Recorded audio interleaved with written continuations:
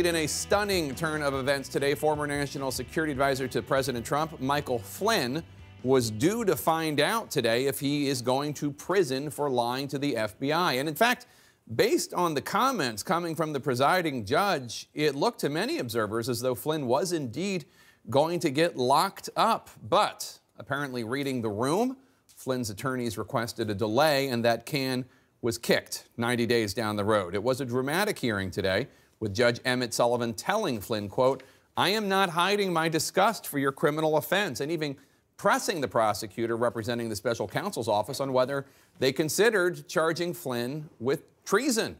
After a recess, Sullivan then tried to walk back some of those harsh comments, including saying he was merely asking about treason, not making an accusation. Sullivan had also inaccurately asserted that Flynn had served as an agent for Turkey at the same time he was National Security Advisor in the White House. That's a falsehood that the judge corrected, noting that Flynn stopped serving as a foreign agent once he started officially working for the Trump administration. But beyond the theatrics, today, Flynn asserted in court he was not going to challenge the circumstances of that interview he had with the FBI, that he was aware lying to the FBI was a crime when he was interviewed, directly rebutting claims from the White House that investigators had been trying to, quote, ambush Flynn. Press Secretary Sarah Sanders even stood by that assertion that he was ambushed a few minutes ago. The Trump White House once again siding against the FBI and its own Department of Justice. Flynn, of course, a key player in the special counsel's Russia investigation, and he will, we are told, continue to cooperate with Robert Mueller. CNN's Jessica Schneider joins me now. Jessica, I have to say, it sure sounded as though Judge Sullivan was going to send Flynn to the clink for at least some period of time. It did, Jake. The judge stressed that prison time was not off the table, even though that's what Flynn's lawyers and Mueller's team essentially agreed to in their sentencing memos. This was really a hearing that went off the rails for Flynn's team, with that rough rhetoric coming from the judge who will ultimately sentence Flynn sometime next year.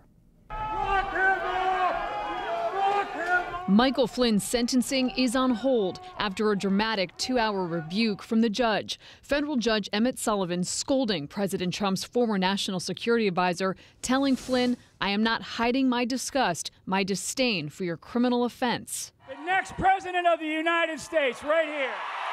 At one point, the judge noted that Flynn was lobbying for the Turkish government at the same time he was working with the Trump campaign. Flynn even wrote an op-ed on Election Day attacking a cleric living in Pennsylvania whom the Turkish government accused of orchestrating a failed coup against Turkish President Erdogan.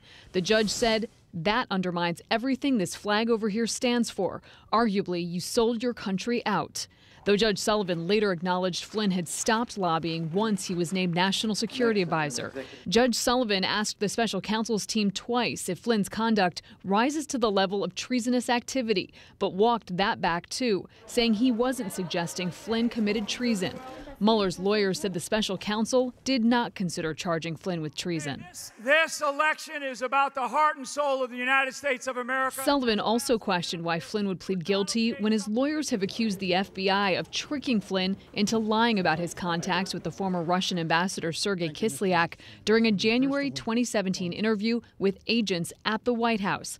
Judge Sullivan saying, "I cannot recall any incident where the court has ever accepted the plea of someone who maintained he was not guilty." The judge even giving Flynn several opportunities to rethink his plea. But Flynn told the judge he wanted to proceed.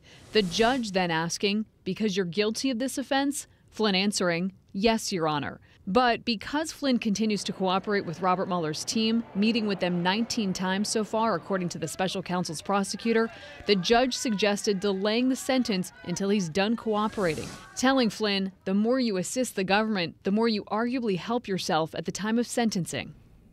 And after a 30-minute recess, that's ultimately what Flynn's team decided to do. They acknowledged that Flynn might be called to testify in a Virginia case against his 2 former business associates.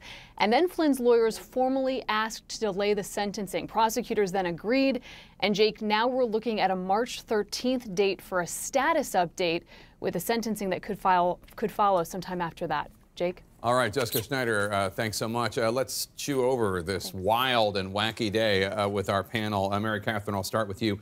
Do you think that the prosecutors just read the room and said, this judge is going to throw the book.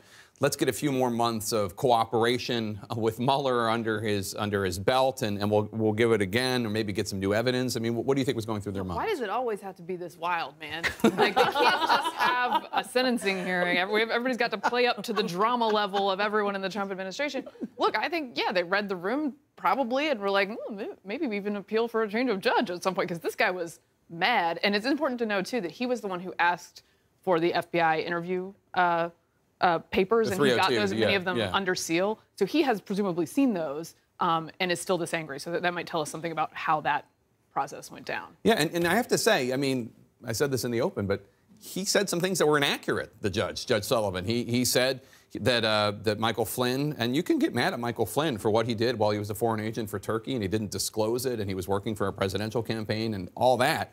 But he said that Flynn was a foreign agent while working as national security advisor, and that's technically not true. It seemed like everybody's ego was getting in the way during this hearing. I mean, Flynn, I'm guilty of lying, but maybe I was entrapped. That made the judge mad. And then the judge comes out and says, well, maybe you should have been guilty of treason because he can't figure out when Flynn was registered as a foreign agent.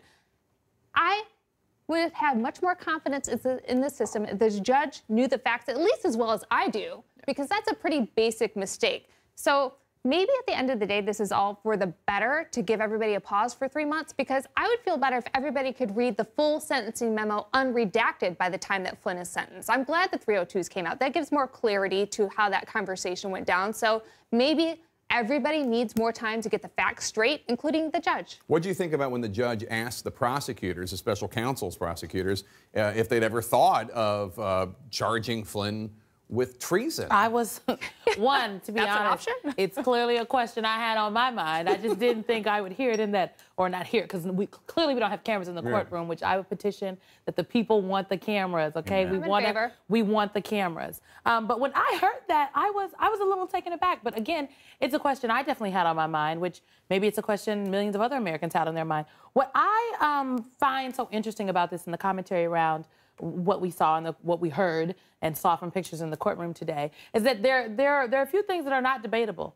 Michael Flynn did not change his guilty plea today. He still pled guilty. This is not a question of if he did it. The question is what will his consequences for doing it be?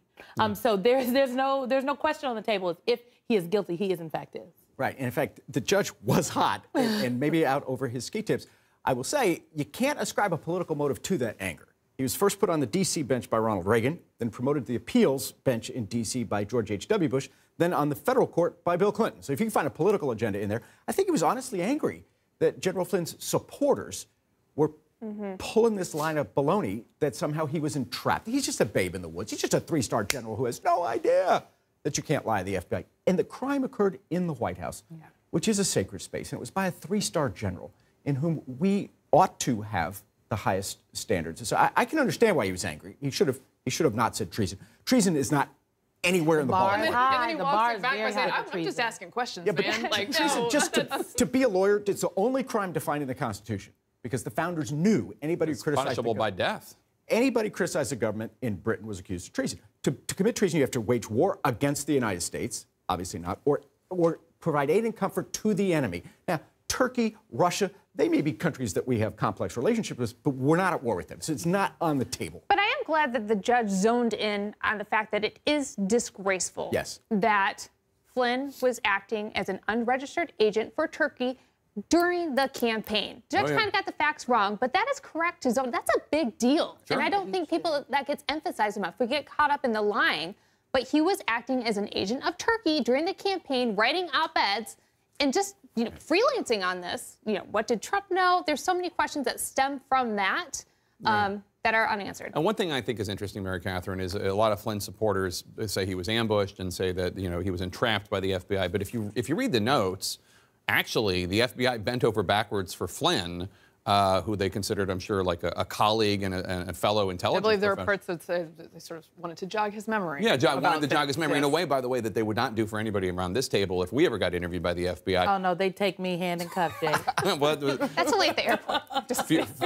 We'll discuss that later. But in one of the exchanges, quote, the interviewing agents asked Flynn if he recalled any conversations with Kislyak about a United Nations vote surrounding the issue of Israeli settlements. Flynn quickly responded, yes, good reminder. I mean, that's the kind of like, well, what about, that's not trying to entrap him. The bottom line is he copped to it. Right. That's the corner he finds himself stuck in, that he's painted himself into. He said, I am guilty of this, which is why the judge got mad when he suggested there was something else going on here. But I would say, I do not understand why so many figures who end up on the other side of the Trump administration, such as this judge, seem determined to convince his supporters that there is, in fact, a giant, politically motivated and emotional. You think the Judge Sullivan's feeding into the deep state narrative? Calm professionalism gets you a lot further in this situation and does not feed that sentiment. I think the fact of the matter happens is over and over again. It's the judge's courtroom, though, so the judge can exhibit whatever type of temperament the judge would like to exhibit in the judge's courtroom. He's entitled to his emotions, but not, as we say, his own facts.